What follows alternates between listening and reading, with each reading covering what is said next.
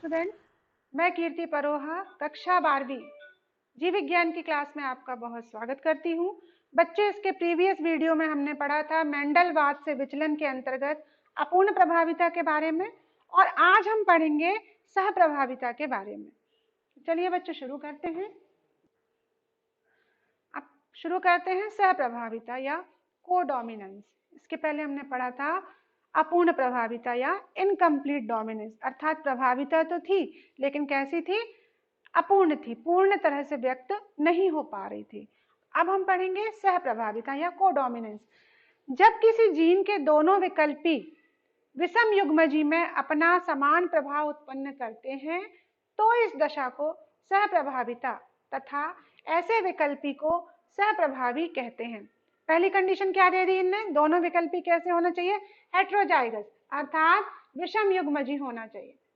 विषम युग्मजी पहली कंडीशन। दूसरा, ये उस कंडीशन में अपना कैसा प्रभाव देते हैं? समान प्रभाव, इक्वल इफेक्ट देते हैं। तो इस घटना को क्या कहते हैं? सह प्रभाविता कहते हैं। और जो इस लक्षण को प्रदर्शित करता है, ऐसे विकल्पी को सह प्रभावी लक्षण कहते हैं। मतलब मेन इंपॉर्टेंट चीज क्या आई? विषम युग्मजी, हेट्रोजाइगस कंडीशन, इक्वल इफेक्ट समान प्रभाव, सह प्रभाविता कोडोमिनेंस, और जो इसको कैरी कर रहा है वो कोडोमिनेंट कहलाता है। आप हमसे ये क्वेश्चन पूछ सकते हैं कि मैडम अपूर्ण प्रभाविता में भी तो कोई भी लक्षण जो है वो स्पष्ट रूप से प्रभावी नहीं हुआ था और सह प्रभाविता में भी लक्षण नहीं आ रहा, इसमें क्या है? तो बच्चों आपको ये समझना है कि अपूर्ण प्रभाविता जो है वो समयुग्मजी में दिखाई गई है और सह प्रभाविता जो है वो विषम युग्मजी अर्थात हेट्रोजाइगस कंडीशन में है। अपूर्ण प्रभाविता में जो प्रभावी लक्षण है वो पूर्णतया व्यक्त नहीं होता, जबकि सह प्रभाविता में दोनों लक्षण इक्वली आते हैं। जैसे दो भाई बहन हैं तो पहले में क्या होता है, अगर बहन ज्यादा स्ट्रांग है तो अपने छोटे भाई को दबा के रखती है, नहीं नहीं तुम ऐसा करोगे। लेकिन थोड़ा अगर उसका भाई बोलने लगता तो कहती हाँ चलो मिलके कर लेते हैं, तो वो अपूर्ण प्रभाविता। लेकिन यहाँ क्या है, दोनों भाई बहन आपस में बराबर से लड़ाई, नहीं तुम अगर ऐसा कर रही हो तो मैं भी ऐसा ही करूंगा। तो बाद में क्या संधि हो जाती है कि चलो ठीक है बराबर बराबर से अपन शेयरिंग करेंगे। तो कोडोमिनेंस को आप भाई बहन के इक्वल पार्ट से जरूर डिस्कस करेंगे तो आपको ये नियम याद आ जाएगा। तो यहाँ पर दोनों लक्षण बराबर से प्रभावी होते हैं। F1 जनरेशन जो रहता है उसमें दोनों लक्षण प्रकट होंगे, अर्थात F1 जो है दोनों को रिजेंबल करेगा। अब इसका उदाहरण देखें हम तो कोट कलर ऑफ कैटल, मवेशियों में जो त्वचा का रंग आपने देखा होगा, कुछ मवेशी एक कलर, जैसे सफेद रंग की गाय तो पूरी सफेद होगी, लाल रंग की गाय तो पूरी लाल रंग की दिखाई देगी, या काले रंग की पूर्णतया दिखाई देगी। लेकिन कभी कभी हम कुछ गायों को ऐसे देखते हैं जो चितकबरे कलर की होती है, रोन कलर की होती है, तो उस पर हम इस सह प्रभाविता का अध्ययन करेंगे। जैसे हमने यहाँ एक एग्जाम्पल लिया, एक लाल गाय का और एक सफेद गाय का, लाल गाय और सफेद गाय। वैसे कैटल है तो मवेशी लिखना चाहिए, पर मैं यहाँ गाय का एग्जाम्पल ले रही हूँ। अब लाल कलर को हमने कैपिटल आर से दर्शाया। ऐसा ही एग्जाम्पल मैंने इससे मिलता जुलता अपूर्ण प्रभाविता में लिया ताकि आपको बिल्कुल क्लियर हो सके। सेकंड, हमने सफेद रंग की गाय को स्मॉल आर से दर्शाया। जब इसके गैमीट बने तो कैपिटल आर और स्मॉल आर, जैसे कि आप पढ़ चुके हैं, बनते हैं गैमीट। अब जब हमने इनका F1 पीढ़ी में क्या कराया, क्रॉस कराया। क्रॉस कराने के बाद हमको जो F1 पीढ़ी प्राप्त हुई वो कैसे कलर की हुई? या तो मेंडल के हिसाब से क्या होना था, पूरी तरह लाल रंग की गाय हमको मिलना थी जो कि डोमिनेंट फैक्टर था।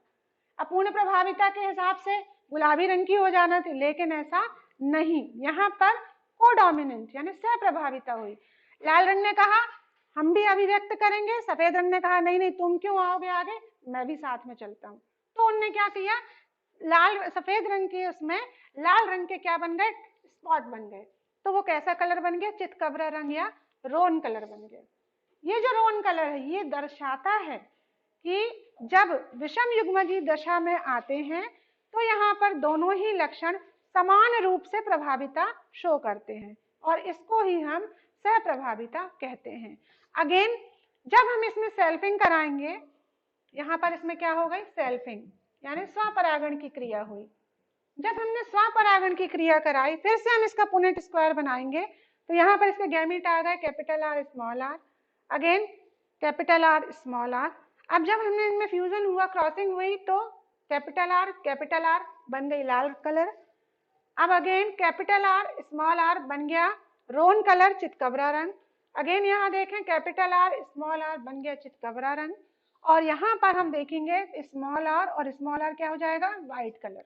फिर से हम इसका फिनोटाइप रेशो देखेंगे अर्थात लक्षणों के आधार पर। तो लाल रंग का 1, चितकबरा रंग 1 2 2 और सफेद रंग हो गया 1। तो रेशो क्या हो जाएगा 1:2:1। और जब जीनोटाइप का हम देखेंगे इसके गैमेट के स्ट्रक्चर के हिसाब से, तो capital R 1, capital R small R हो गए 1 2 2, स्मॉल आर हो गया 1। इसका फिनोटाइपिक रेशो हो जाएगा 1:2:1। तो बच्चों ये था आपका सह प्रभाविता के बारे में। यहाँ पर एक चीज आपको हमेशा ध्यान रखना है कि एग्जाम में क्वेश्चन आपसे खाली स्थान में या ऑप्शन में पूछ सकते हैं कि सह प्रभाविता में फिनोटिपिक रेशो क्या होता है या सह प्रभाविता में जीनोटिपिक रेशो क्या होता है। मुझे आशा है बच्चों कि आप इसको बहुत अच्छे से समझ गए होंगे, लेकिन इसको समझने के साथ साथ अपनी नोटबुक में नोट जरूर करें, इसकी प्रैक्टिस करें। नेक्स्ट वीडियो में हम अगले नियमों के बारे में अध्ययन करेंगे। थैंक यू बच्चों।